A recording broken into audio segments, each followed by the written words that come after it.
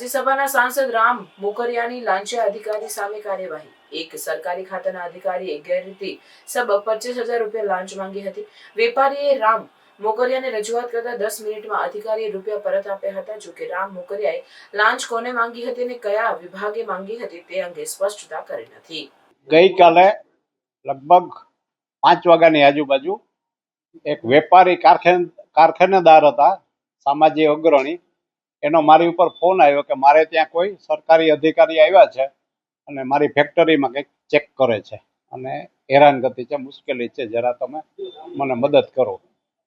એટલે એ ભાઈને મેં કીધું કે તમારી યારે જે કોઈ છે અધિકારી એને ફોન આપો। એટલે એને મેં કીધું કે ભાઈ આ ભાઈનો જે કંઈ કાયદેસરનો દંડ થતો હોય એ તમે દંડ લઈ લ્યો, બાકી એને હેરાન ન કરતા।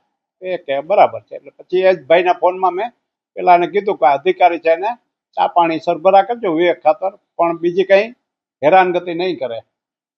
એ પછી 10 મિનિટ પછી એ વેપારીનો મને ફોન આવ્યો કે ભાઈ આ ભાઈએ મારું કામ પતાવી દીધું, 12,000 રૂપિયા મારો દંડ કર્યો અને કામ પતી ગયું। કે બીજું કંઈ લીધું તો કે આ 25,000 લઈ ગયા છે મારી પાસે।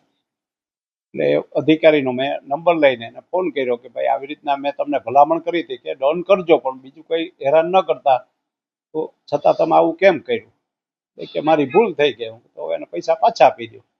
એટલે ભાઈ એને 10 મિનિટમાં પૈસા પાછા આપી દીધા અને વાત ઇસ્યુ પૂરો થઈ ગયો। મારે તો આપના માધ્યમથી, મીડિયાના માધ્યમથી કહેવાનું છે કે રાજકોટ ખાતે અથવા ક્યાંય કોઈ સરકારી અધિકારી કચેરીમાં કોઈ ખોટી હેરાનગતિ અથવા કામ ટળે ચડાવે અને તમારી પાસે કોઈ રૂશ્વત માગે તો એના માટે એની ફરિયાદ કરો એસીબીમાં, અથવા તો અમારી પાસે કોઈ રજૂઆત આવશે તો અમે એનું સોલ્યુશન કાઢશું। કારણ કે સાચા કામના ખોટા પૈસા કોઈ લઈ જાય એ વ્યાજબી વાત નથી અને એની હું સખત વિરોધમાં છું। એટલે એ વાત હતી અને એ ભાઈ આજે ફરીથી મારી પાસે માફી માંગવા માટે આવ્યા હતા।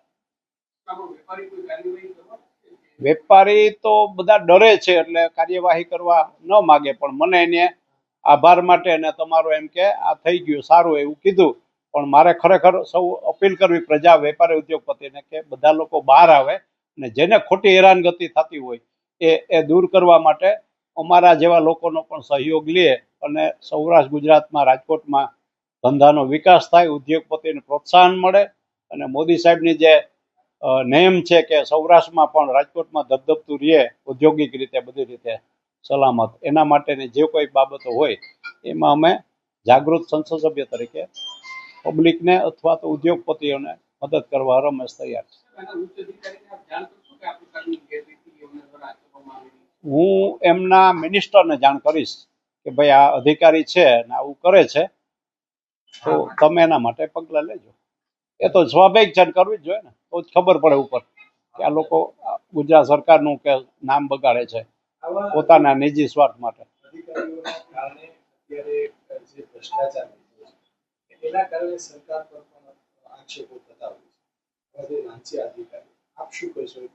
એ લાંચિયા અધિકારી ઉપર કડક પગલાં ભરવા જોઈએ અને એને દાખલારૂપ સજા પાડવી જોઈએ જેથી કરીને બીજી વખત કોઈ બીજા પૈસા માંગતા કોઈ સારા વેપારી હોય, ઉદ્યોગકાર હોય એને હેરાન કરતા બંધ થાય।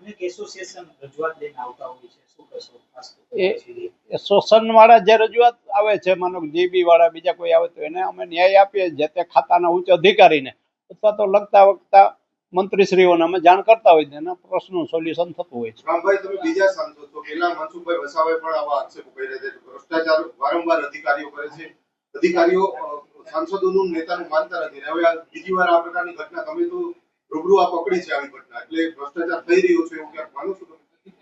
હવે એમાં મારે કંઈ કહેવા નથી, મેં જે આ બાબત હતી ને તમે જે પૂછ્યો એનો જવાબ આપું, બીજાની કોઈ કમ્પેર કરવા કે બીજા કોણ શું કરે છે એમાં મને રસ નથી, પણ મારી પાસે જે રજૂઆત આવી એનું મેં સોલ્યુશન કાઢ્યું ને એ સોલ્યુશન કાઢવું જરૂરી છે કે ઉદ્યોગપતિઓ છે કે નાના વેપારી છે ખોટી રીતે દંડાય નહીં।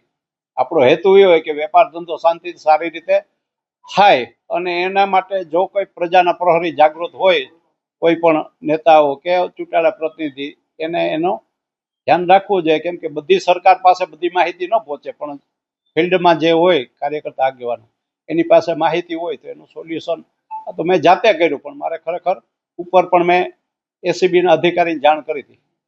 રામભાઈ, તમને અત્યારે મળવા માટે આવ્યા. શું આ અધિકારી સાથે વાત કરી તો તમે એમને શું કીધું? પહેલા બધું આવી અધિકારી અધિકારી તો એ મને ફોન આવ્યો હતો કે હું તમને મળવા માંગુ કે 11 વાગ્યા પછી આવજો ઓફિસમાં. એટલે આવ્યા ને તમે આવ્યા એટલે એ ભાગી ગયા. નામ તો ખબર નથી પણ એ તોલ માપના કે એવા કોઈ ખાતા હતું.